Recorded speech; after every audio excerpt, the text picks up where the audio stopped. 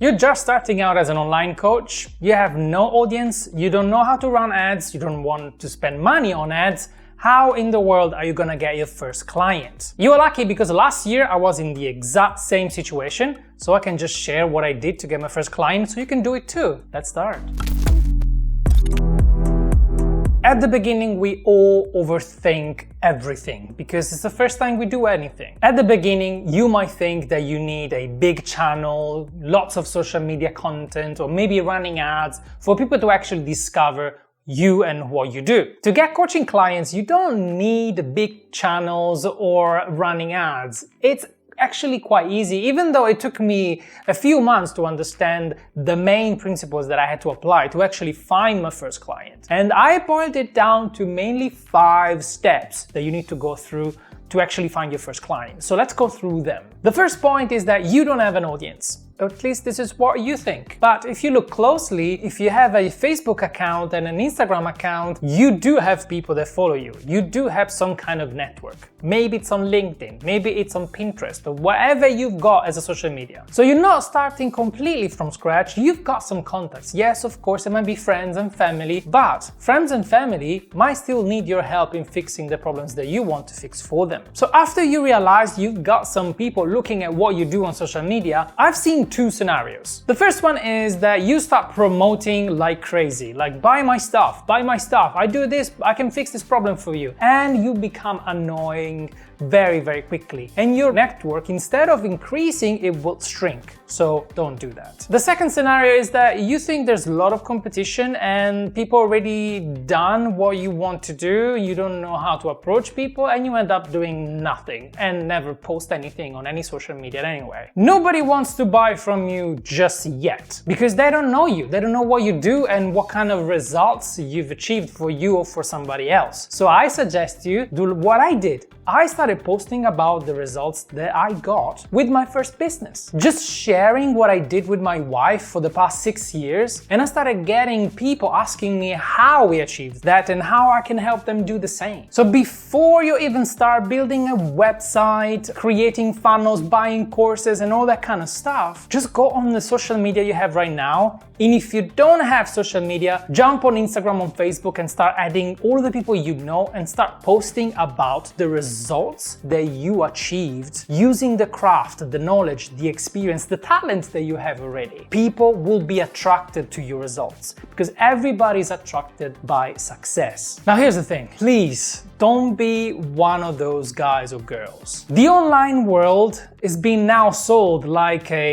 some kind of get-rich-quick scheme where people just build up a website, throw a bunch of videos on social media, and they magically become rich for whatever reason. I see this every day. People add me on Facebook, and as a header on Facebook I help people achieve the life they want. I help people achieve financial freedom, and it just smells like BS, because what does it even mean? Can you imagine going into a restaurant without knowing what the restaurant is and asking them, what do you guys do? And they would say, we'll dissipate your hunger. What does that mean? As opposed to going into a restaurant and say, what do you guys do? Oh, we offer you a selection of seafood freshly made and cooked for you. You can choose between the tasting menu or a la carte menu. You can order as many things as you want. And at the end of the meal, you're gonna be so amazed by the food that you've eaten that you're gonna get out and tell everyone about us. Wanna get a table? Now, if I'm hungry and I want seafood, I'll go to this guy. But if I have questions, I'll walk away. In the online world, nobody knows what you do. Some people don't even know how to make money online. They don't trust you because it's such an easy thing to sell you a course that is not even tangible. It's on a website and you can just scam me. So you need to put like 10 times more effort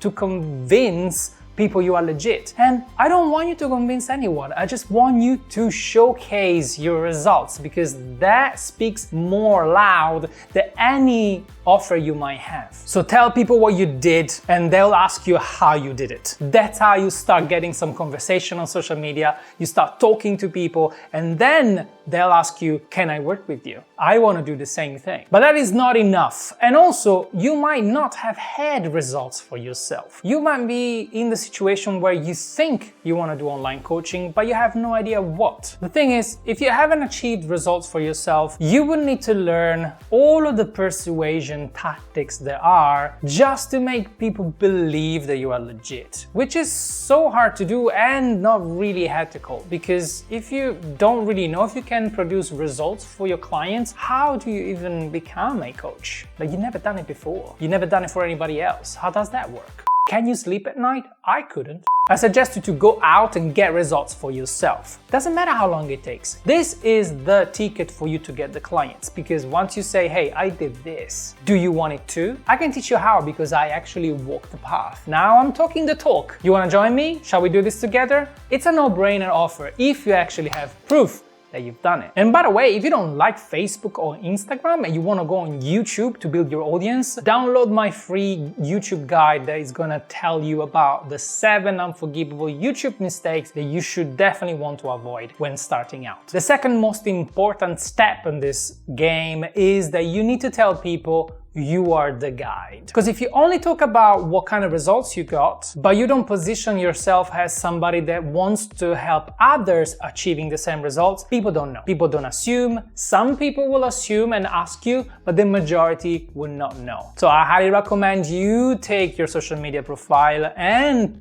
put everywhere that you actually help people gain this specific result. And once you understand what kind of results you want to produce to people, state it clearly in one sentence. For example, I could be a musical teacher that teaches adults how to learn piano in the jazz style and make them be able to play the first song in 1 month or less. Or I'm a personal trainer that's going to teach you how to bulk up and actually performing in bodybuilding competitions being a vegan. Or I'm gonna teach you all of the financial tricks for you to get your self-assessment and save money on taxes this year. Whatever it is, you need to make sure that people will understand what it is, what you help them, what's the vehicle, and what's the end result. This is all in one sentence. If you get that, people will ask you for help. If it's vague, if it's fluffy, if it's BS, people will just ignore you and actually point a finger at you and saying, this guy is not to be trusted. But position yourself as the guide, so people ask you for help. Pillar number 3, you shouldn't be scared of marketing or web building, graphic design, and all that kind of stuff. You don't need a website to start off with. You might need something super simple just to state who you are, where they can find you,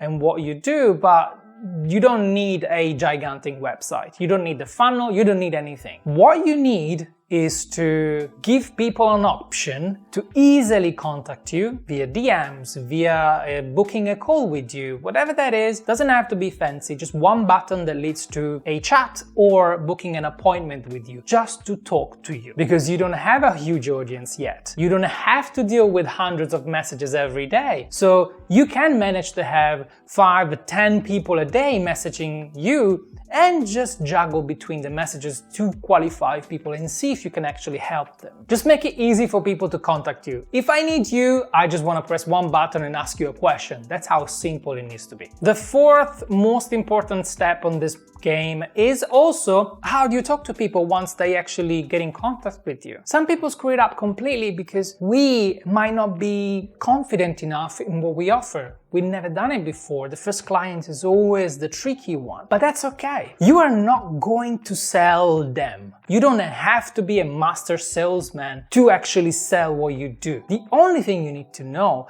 is how to talk to the people that want to work with you. And it's by asking questions. You care, right? You want to help. You want to understand if you can help. You want to understand what problem is holding your clients back to achieving their goals. You want to know if they have the money to actually invest in themselves to fix the problem. You want to know what they tried before. You want to know if they are willing to commit now into fixing the problem. All of this stuff you can ask and let them tell you what they think. If you think they're not qualified, they don't have the money, it's completely okay. Just ask them the questions and they will tell you if you are the right person for them. Don't try and be sneaky or salesy or sleazy. People can sniff that from miles away. Just be supportive. We are human beings. You are talking to a friend about a problem that they have. That's the positioning you need to have. Of course, you are the guide, so if they want the solution, they should come to you. But the approach you should have with them,